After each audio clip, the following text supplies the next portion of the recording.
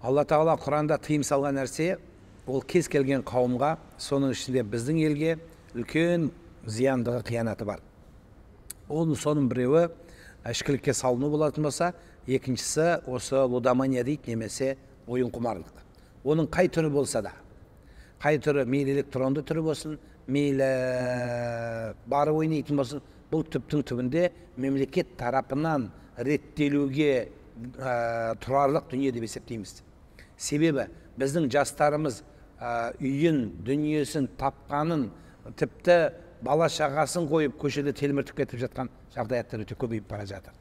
Сол үшін бұл Аллах Тағала Құранда уәл майсир деп, ойын құмарлық деп, оны риджсун мин амали шайтан, бұл нәжас шайтанның жолы деп айтқандықтан, бұның түбі үлкен қоғамға, елге залалды нәрсе.